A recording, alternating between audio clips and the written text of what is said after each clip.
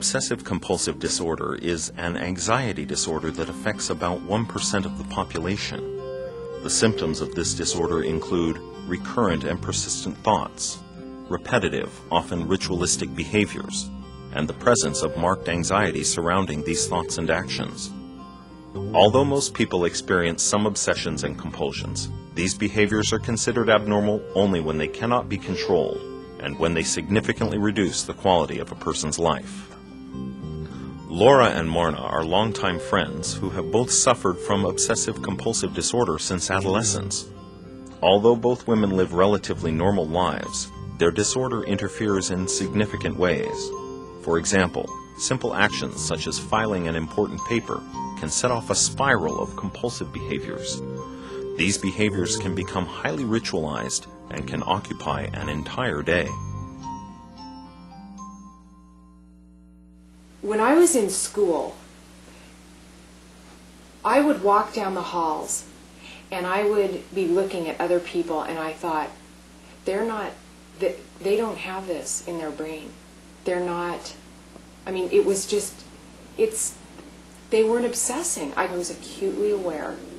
Me too. That I was different or whatever. Yeah, different and agonizing, and I wanted to be like them for a minute, to have some relief. I just thought I was completely weird. In high school, I would spend 45 minutes putting on mascara, and like each little lash. Why am I doing this? I would say to myself.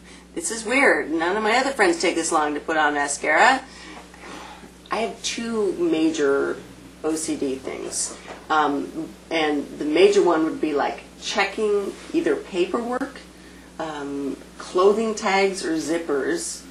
The other one that I hate the most, that really, brings shame, inside of me or whatever, is the picking of the scabs, the obsessively picking and repicking scabs. And that's the most painful for me. On a bad day with my OCD,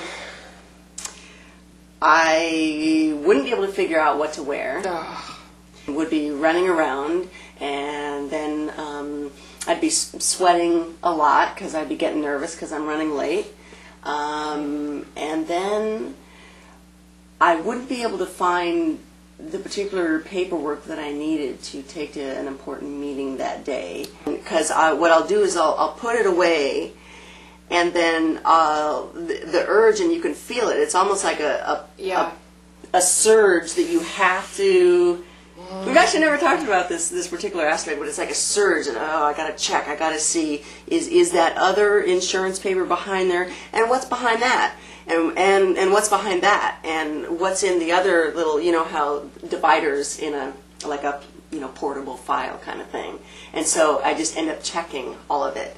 And, in my worst days several years back, I would check, I have to cut the tags off my clothes, because I'll check, made in Korea, and it's a large, and I know brand names for zippers, because did I ever tell you about the zipper one?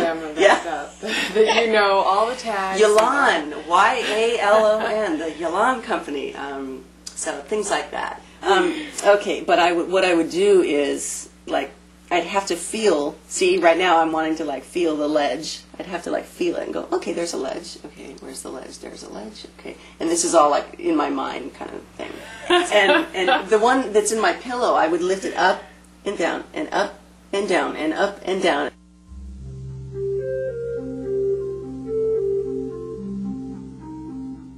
People with obsessive-compulsive disorder often become obsessed by unpleasant or inappropriate thoughts. As you will see in this segment, for example, they might think about harming someone they love, and when they are unable to purge this idea from their mind, they become highly distressed. Furthermore, they might feel driven to perform a ritualistic act, such as hand-washing or counting, in order to avert some perceived threat. As is typical of people with OCD, both Laura and Marna are keenly aware that their obsessions are irrational and counterproductive. Still, they have great difficulty controlling their obsessive thoughts and behaviors. On a bad day, on one of my worst days, I was up all night, so 7 or 8 hours, trying to figure out what to wear.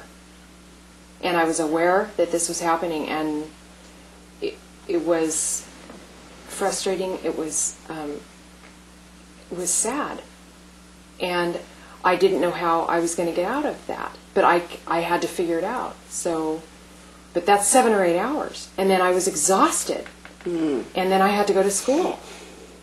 So, and I knew that it was going to affect my whole next day. But what do you do? I mean, I just couldn't figure it out. So that's 7 or 8 hours ruminating on that, and you had maybe it wasn't quite 7 or 8 hours, but it was so 4 hour. I think one night it was about 10 or so, and I just felt compelled to look at all the tags on my shirts, and I'm sitting there looking, and I kept saying to myself, "Go to bed, Laura, go to bed."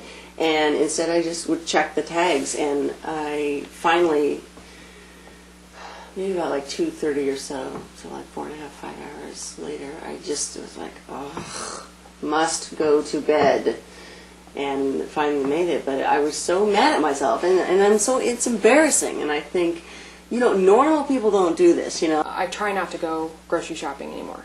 I avoid it at all costs. Okay, so I'm going to the produce aisle, and I'm getting some celery. And which bunch do you take? And if there are people around, then it creates more anxiety. So I'm carefully I'm looking at each bunch, and I know okay, that one's not going to do it, and so then I have to I might pick it up. Okay, I might find a bunch that I like, pick it up, put it in the grocery cart, and walk down, and I know that's not the one that I want.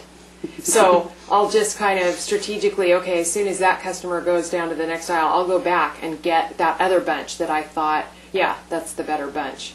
Sometimes I just have this compelling urge to step on the gas and just go. And then if a pedestrian's crossing the street, and I will have this compelling urge to run them over. And I've never done that, and I learned that if you get into a situation like that, you can just put the car in neutral, and that will help. And I have done that at times, because I just don't want to deal with the urge or the fear of actually running them over.